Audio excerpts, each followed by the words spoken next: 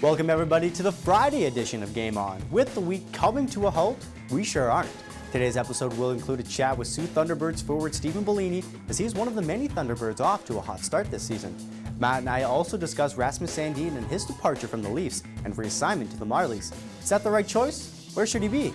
We'll hear what Matt and I have to say on another edition of Game On.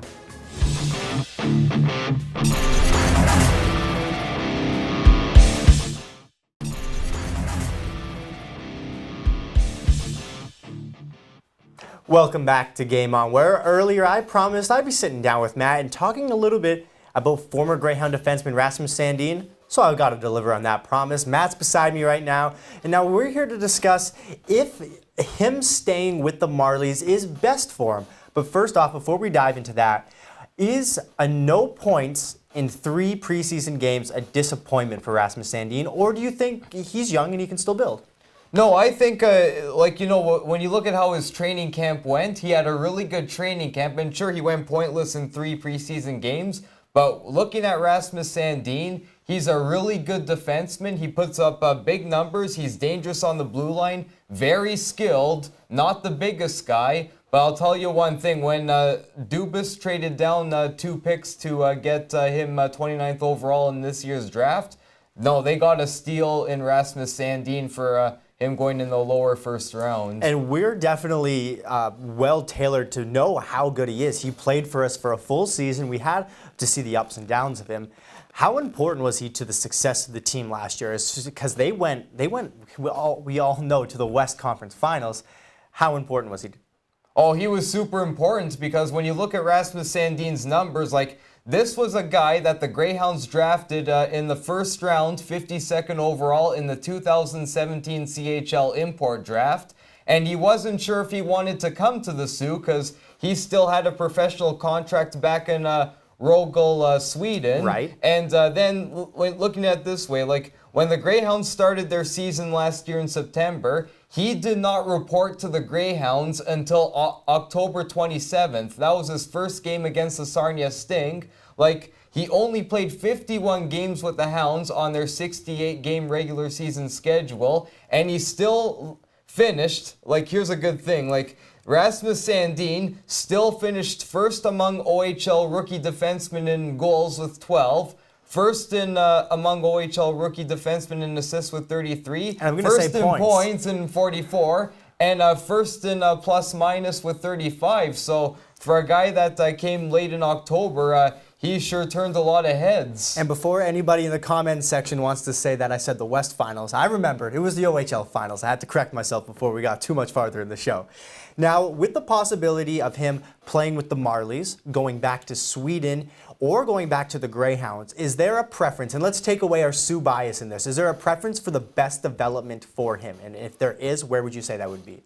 Well, I'll say this as a Sioux fan, but I'll also say this as a hockey person. He should definitely get 1 more year back with the Greyhounds because, first of all, here he is. He just got drafted first rounds by the National Hockey League's Toronto Maple Leafs. He signed with them, so why does he have to go all the way back to Sweden and develop them for 1 more year? I think it's best that, he stays in the Sioux and gets 1 more year of development with the Hounds, and then he'll be ready for the NHL, because I personally don't think that, he should stay with the Marlies this year, but you never know. He might play good. They may decide to keep him, but I think at this point, it's either the NHL, OHL, or Sweden, but no, I think the Greyhounds would be the best fit for him. Well, it would work in the OHL just in the sense that it's the proper ice rink. In North America we have the smaller rinks compared to international. But I also look at it as, and I know comparing Sandin and Austin Matthews is miles apart, but for Matthews' development, going to Switzerland, that was huge for him. He got to play against older men, more experienced guys, bigger guys that had some weight and could throw their body around. That could be a huge step for a smaller guy that's using his skill, his speed to get around smaller guys of the OHL to go match up against the bigger guys in Sweden. Do you see, even if he goes back to Sweden, any sort of positives that come from that? Yes and no, because first of all, he came to the Greyhounds and he's just getting used to the North American game. He's just getting ready to play in the NHL. And when you look at the NHL, their ice is 85 by 200. That's just like the OHL ice. So I think that if he goes back to Sweden and plays on the bigger ice surface, it might take away from his development from the North American ice surface. There's a different way to skating, less space. You got to be able to adapt to that. But for right now, he's been reassigned to the Marlies.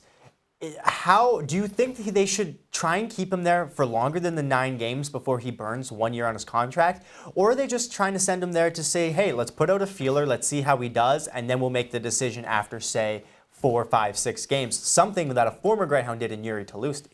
Yeah, like when you look at Rasmus Sandin, like, he's only 18, and it's kind of rare for, like an 18-year-old to be playing in the AHL. Because I think that, they're going to give him the 9 games and then decide, should they send him back to the Greyhounds? Should they send him back to Sweden? So I think it might be 9 games or less to see before they make a decision. But again, like you just mentioned, Jiri Tolusti, we all remember him for the Greyhounds. But I remember when the Greyhounds drafted him back in the 2005 import draft. Instead of coming to the Greyhounds that year, he stayed in the Kladno Czech Republic, and he scored 7 goals and 3 assists that year, and he played against, men that were double his age. Yes. And then he ended up being drafted in the first round, 13th overall by the Toronto Maple Leafs in the 2006 NHL entry draft. And then this is what happened.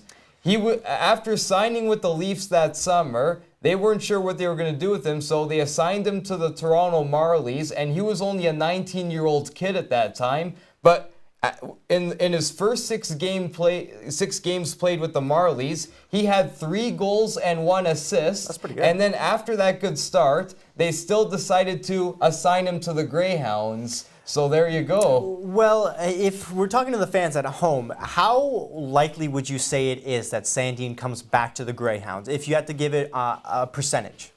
I'd say 50-50 chance. 50-50? And where would you say is the other 50 landing on? I would say probably Sweden. I think there's a good chance he's got the ties. That's where he's played before. He's still under that contract. I think there's a good chance he goes back to Sweden. And I personally think it's better for his development to go get banged around by some big bodies. Don't get so used to running around with that puck, playing against the smaller guys in the OHL. Learn that, hey, if you run around with that puck too much, you're going to pay for it. You get caught with your head down. These guys have been playing their whole lives. Like you said, Jiri Tolusti played against guys double his age. Rasmus Sandin's 18. He'll be playing against guys double his age as well. And I think that could play a beneficial role into bulking them up. We all know OHL guys are a little bit smaller, but that's nothing against them. They're OHL, they're teenagers, they're still growing and developing. I think this is going to be the time where Sandin can either come back and absolutely dominate the OHL, where I think he might be a bit better than the OHL now. We've seen it last year, like you said. He came over, Rookie of the Year, led all rookie defensemen in goals, assists, and points. Maybe it's time for him to go develop somewhere else. And maybe your thoughts on that? Well, I kind of agree with you on there, but then the thing is this, like, say if Sandin gets hurt back in Sweden, like, anytime a player in the OHL or, their country gets hurt and they're drafted by the NHL, like, now the Leafs own him. So I think it's easier that, he plays with the Greyhounds, because say if he gets hurt back in Sweden and then maybe he misses a couple weeks, he'll have to fly all the way to North America and skate with the Leafs. Like, if he stays with the Greyhounds, he's only 8 hours away from the team that drafted him, and then, it's easier for them to keep in touch with him. All right, well, Matt, there's a lot of things to think about when it comes to it, so we're just going to have to keep waiting to see what the Sandin situation plays out to be. He's got 9 games before he burns a year on his contract, so sometime before then, we will probably know a decision on the Sandin situation. And where are you going to come to when that decision's made? Game On, of course, and more Game On after this.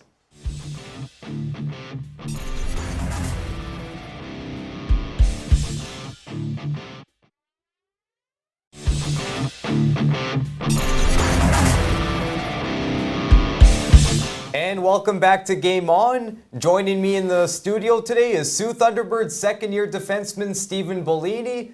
Stephen and the Thunderbirds are off to a 5-0 start and are currently ranked 2nd in Canada. Stephen, it's great to have you in the studio today. Thanks, man. I'm glad to be here. Yeah, so Stephen, you're in your 2nd year with the Sioux Thunderbirds, and so far you're off to a 5-0 start. This is your best start in 3 seasons. Just talk about what has been the key to this start so far. We've been successful, battling, and you know, we've been playing the systems John wants us to play, and just together, like we all bond together and know, so that's pretty successful. And last year in your rookie season, you were on the blue line with 7 rookie defensemen. You were one of 7 rookies on the blue line last season, and you led all team defensemen in goals with 1 goal and 28 assists. And your 28 assists last year tied the Sioux Thunderbirds record for most assists by a rookie defenseman in a season, joining Barnabas Berkland, who set the record back in 2003. How did that feel for you on a personal accomplishment? It felt good. A long time record. Credit to my teammates too. They helped me out on the way. So, yeah. And looking to this season so far, you guys are currently ranked 2nd in the country. Talk about you have a lot of returning players from a season ago. And how's the chemistry been on the team so far? The chemistry's been great. We all get along in the room and on the ice, and just grinding out the hockey games, successful, and yeah. And so far this season, you got 3 goals and 4 assists in your first 5 games played so far, and you're tied for the league lead for most points by defensemen with 7. What's been helping you on the start so far, and who's been helping you on the blue line so far? Well, it's definitely been my teammates. You know, they've been there helping me, just helping me out, and just coaches too. They've been supporting me. So. Yeah. And before coming to the Thunderbirds in the 2017-18 season, you attended Sioux Greyhounds camp as a free agent during the summer of 2017. What was your experience like with the Greyhounds during the month of August? It was great. Just getting the invite was a really good feeling, and then going there and learning a lot at the camp, and seeing how much it takes to get to the next level is really incredible. And how to feel getting on the ice with guys like Boris Kachuk, who himself is also a former Sioux Thunderbird, and Captain Tim Gettinger, Hayden Verbeek, Jack Kapaka, and what have you learned from Coach Drew Bannister during that time? Just learn, got to play hard, strong, faster, just a much faster pace. Those guys, very, very talented, so, yeah.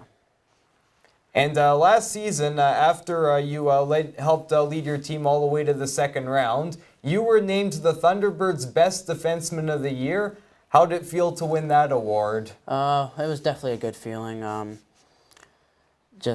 I just tried my hardest and never took a day off, and yeah. And now looking ahead to tonight's game against the Rayside Belfour Canadians, this is going to be their first appearance to the John Road since they eliminated you last year in the West Division Final. Talk about how you're going to be preparing for tonight's game. Well, we're definitely going to come out strong, and a lot of pressure, play the systems that John wants us to play, and hopefully bury a couple goals and be successful.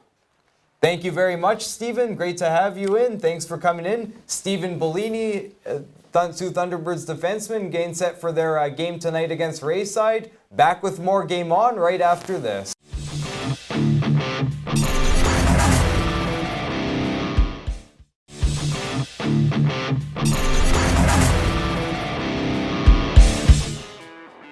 Well, there you have it. The last episode of the week all wrapped up. Between speaking with pro wrestlers, world record holders, and local talent from right here at the Sioux, Matt and I had quite the busy week. We thank you as always for spending the last half hour with us, and you can probably predict what I'm going to say now. Game On is available every 8:30 p.m. Tuesday to Friday, and the entire episodes are on Sioux Online's and ONNtv's YouTube channel. I teased earlier in the week a giveaway for a pair of Greyhounds tickets, and to find out those exact details on how to get involved, check out Tuesday's cast. Have yourself a great weekend, everybody.